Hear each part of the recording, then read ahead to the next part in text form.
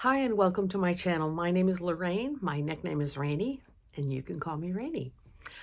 Today's video, I'm going to go back to the past and revisit the very first watercolor painting that I produced in an adult ed class that I took. It was back in the late 80s.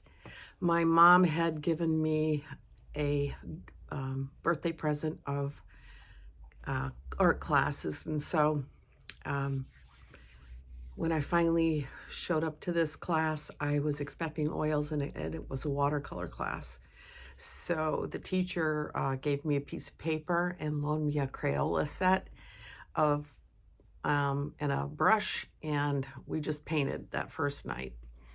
I know that after the class, I went to her and I said, I don't think this is for me. But the mark of a good teacher is encouraging someone even when they feel they have come up short, like I did that night. So I did go back again and again. And I know if you're just starting, it can feel frustrating, but I can say honestly that if you stick with it, the rewards will be really immeasurable in your life. So come along with me. If you want to paint with me, please do so. Grab your brush, grab your paints, and grab a sketchbook, and let's go create together. Here I am in my sketchbook, and you can see my very first watercolor painting up in the corner. One thing I can tell you is that first class, I did not have a reference photo of any kind, and there were these beautiful barns near my home, this beautiful farm that always inspired me, and so I was trying to draw it up from memory. And without enough experience drawing that farm, I fell short because I didn't know what I was drawing. Now, once you know it, you can pull it up. Once you accumulate a library of experience, you will be able to draw a barn and a house and other things in fairly close perspective. But without any reference and without any experience, I think it's unrealistic to expect yourself to be able to produce something that is accurate and realistic. So number one, you need to gain experience and practice. The reference photo that I used, there's an old farm back in upstate New York where I used to live. It has since been demolished, which is a sad thing because it was a beautiful place. So for me, I could immortalize it in my work, and that's what I do. I paint and draw the world around me. I enjoy doing it. I do it in a representational way. And so that first bit was, I was including the farmhouse, but I changed my mind and decided I was going to try to recreate a similar subject to the one that I had done in class. I have to apologize. I can see that this video is focusing on my hand some of the time, so if you can bear with me on it, and I apologize for that. So here I'm just, putting in a line and making a correction. You can see I've used an eraser a few times, and there's nothing wrong with that. Nothing is has to be perfect the first time out of the box. And if you don't allow yourself to make a few mistakes and corrections, then you aren't going to continue. And if you don't continue, you aren't going to learn. And then you're going to really miss out. So give yourself some grace when it comes to practicing. Even this is not perfect. We can't be perfect. We never will be. The world around us is a beautiful place, and all we can do is our best to do a representation of it. So here I'm laying in some washes for the sky. Clear water is going in certain places because I wanted to make this look like a cloudy sky, even though the reference photo has a fairly flat an uninteresting sky, I wanted to change it and make it more dynamic. So that's a beautiful thing about being an artist, is you can make changes. You can leave things out or put things in. And so I'm a terrible photographer, so thank goodness that I like to paint, because I can make those adjustments. Here is just a regular wash.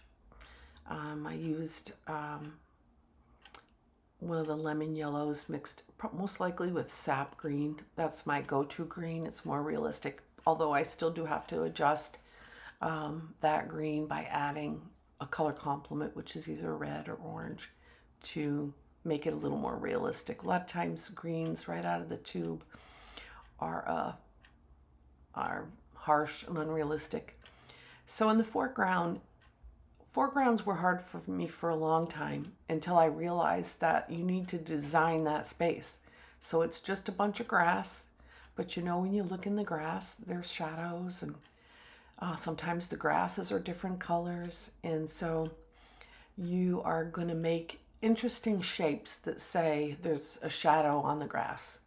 So I did not paint every blade of grass. What I did was I used a wet and wet wash, and you can see it spread a little bit.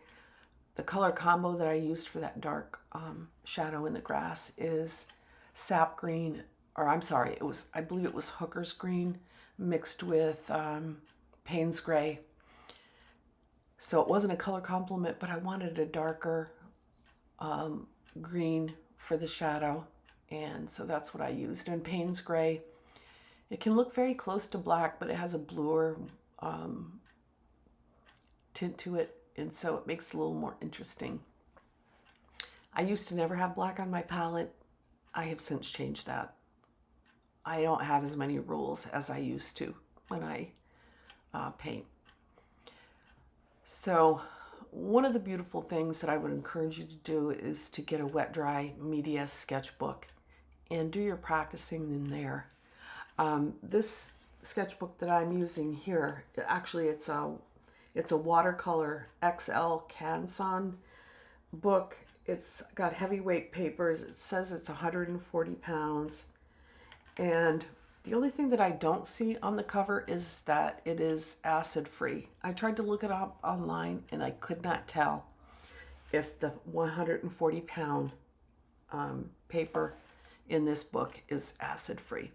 And the reason I say you want to check that when you are buying a mixed media sketchbook is, what if you do a really great piece in this sketchbook and it's not acid free?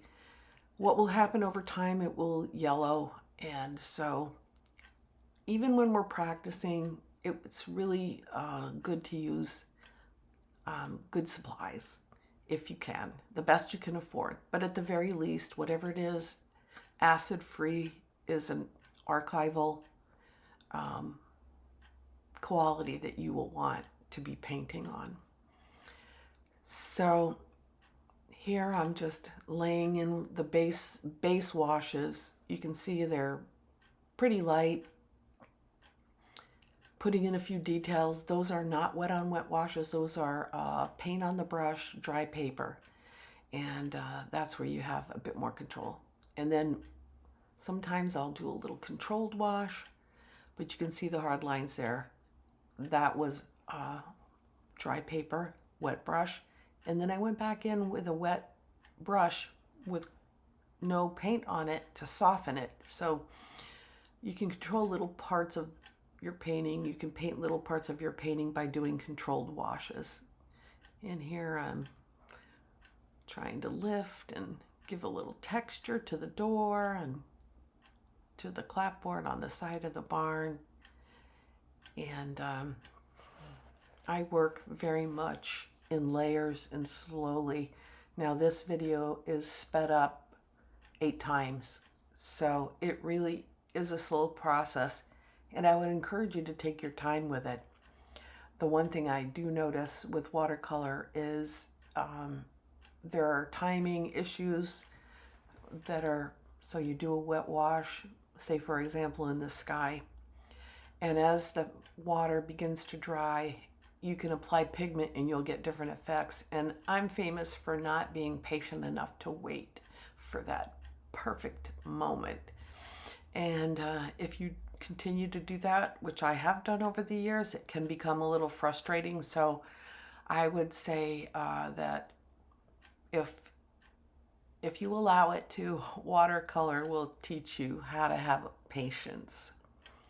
So you can see I'm working that one area over and over. I'm going in darker because that side of the barn is in dark shadow, and just trying to give a little bit of detail on the side of that barn. Boy, I'm really working that over. Even I'm going, come on, move on to the next. But no. Oh, I see. I love a barn where there's a little white paint that was painted years ago over the barn door.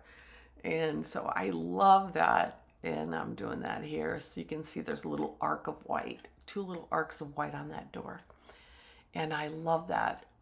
And also the benefit to doing that also is that it separates the door from the other part of the barn. So there's a purpose in using it, in using that if you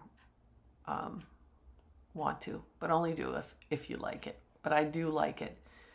At one time I had a barn, I had some horses, and I painted those arcs, those white arcs on the door. So that is the final piece. I do believe it came out better than my very first attempt. So I can honestly tell you that yes, if you practice, you will improve. Give it time, be patient, and don't give up, because the rewards are out there for you to receive. Okay, until next time, be creative.